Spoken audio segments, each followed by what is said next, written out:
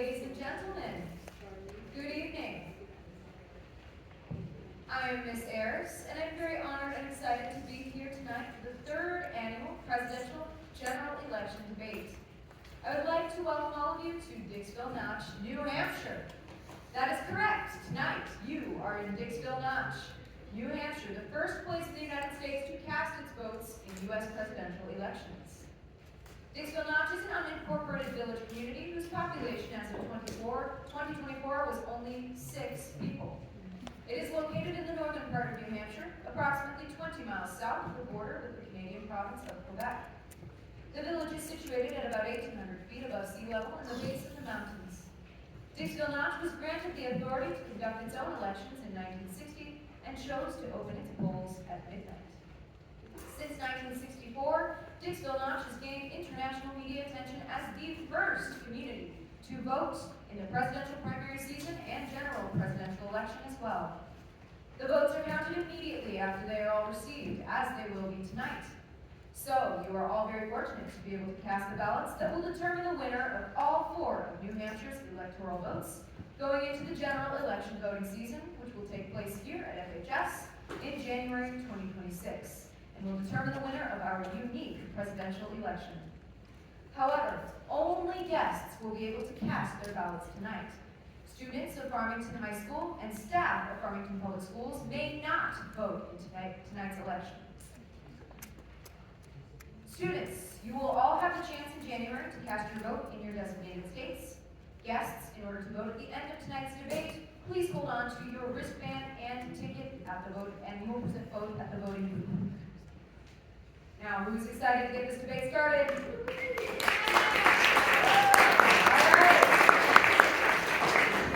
Much better. Tonight's debate is different, as all of the presidential nominees, as well as all of the vice presidential nominees, have been invited to participate together.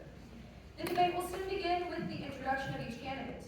We will all then recite our national anthem, followed by a brief opening statement by each of the presidential candidates. The moderators will then ask the candidates specific questions. For each question, the candidates will have a maximum of 2 minutes to offer an answer. If a candidate singles out another candidate in their answer, the candidate that has been singled out has a maximum of 1 minute to respond. We ask that the members of the audience please remain seated until break time. You may applaud each candidate as they are individually introduced onto stage, and then again at the end of the debate. Beyond that, we ask that you please hold all applause until the debate is officially over. I would like to inform everyone that none of the moderators, presidential candidates, or anyone else besides Mr. Patah have seen the questions for tonight's debate beforehand. With that being said, I would like to now introduce the principal of Farmington High School, Mrs. Musner, to deliver her opening remarks.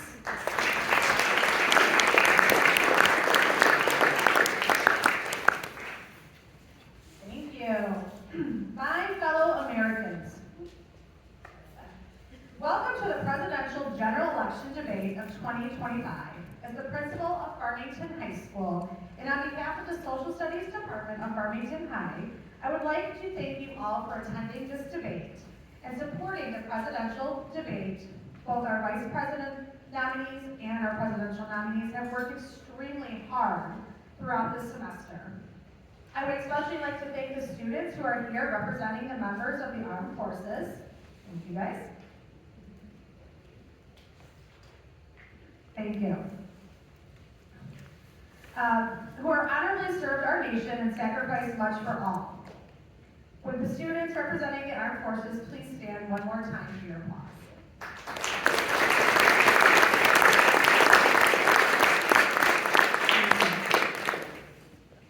Ladies and gentlemen, as you are aware, almost 250 years ago, our forefathers sought out freedoms from oppression.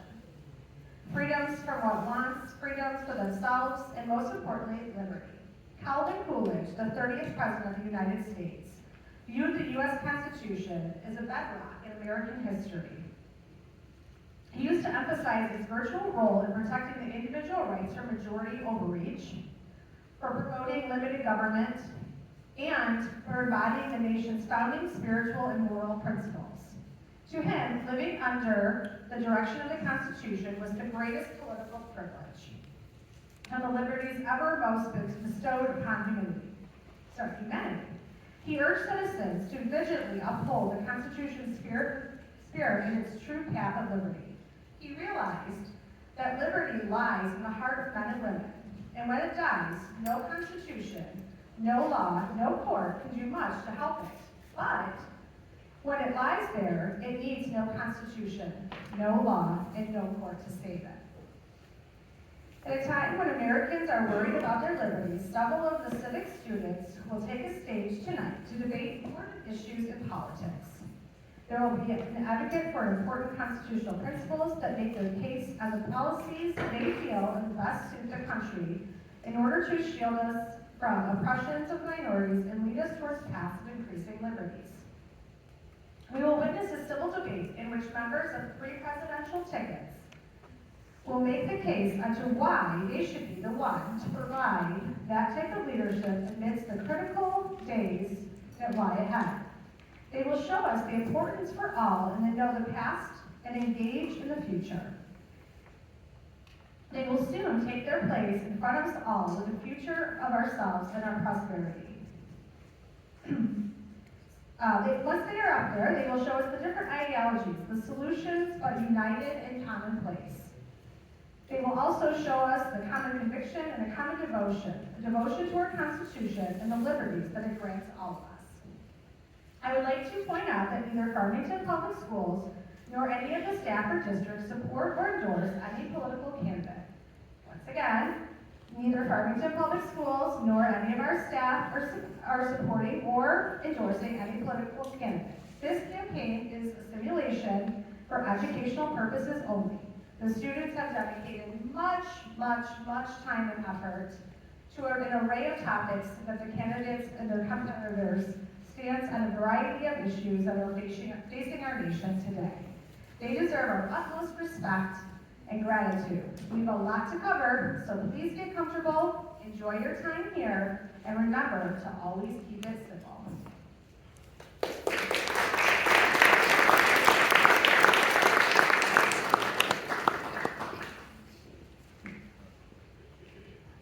Thank you, Mrs. Musner. Now, I'm honored to introduce the moderators of tonight's debate. Will you please join me in welcoming the moderators from the Patriots News, Mrs. Lynn Berger, Miss Caitlin Moylanen, Mr. Jeremy Gold, and Mr. Anthony Patah. Without further ado, let us proceed with the introduction of the candidates. The independent nominee for President of the United States, Mr. Lyndon Johnson, as represented by Hans Philipp Artificio.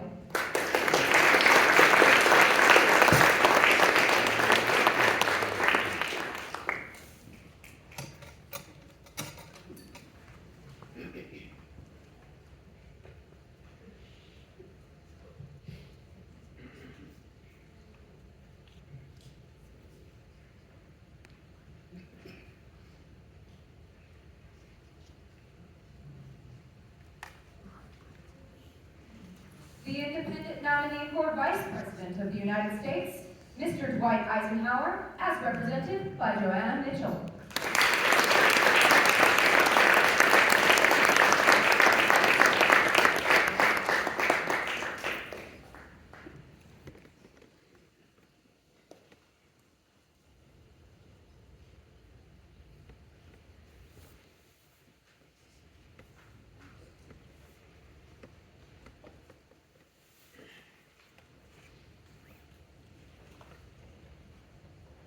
The Democratic nominee for President of the United States, Mr. John Kennedy, as represented by Isaiah Legg.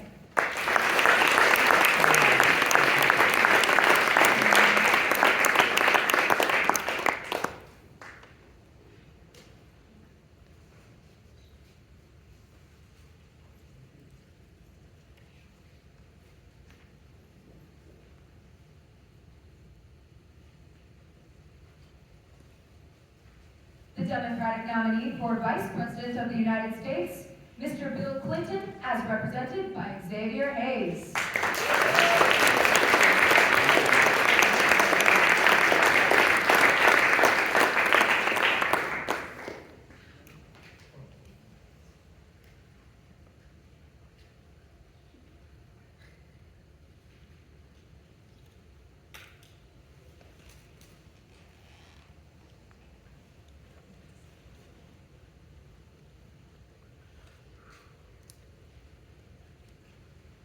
The Republican nominee for President of the United States, Mr. Donald Trump, as represented by Nathan Castillo.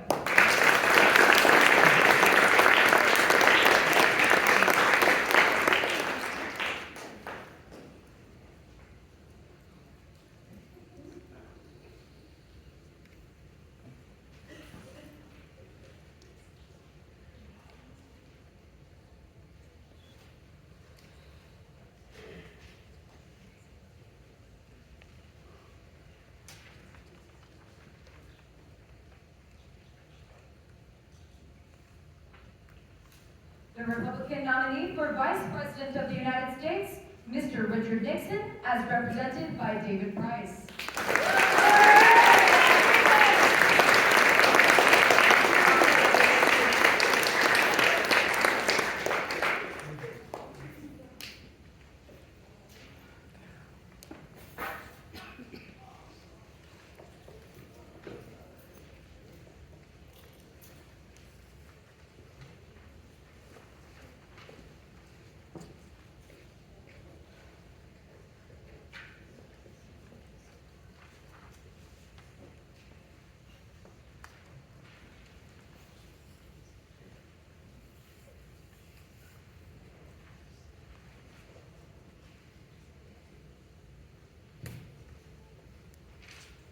Now I ask that you all please rise and join us in reciting our national anthem.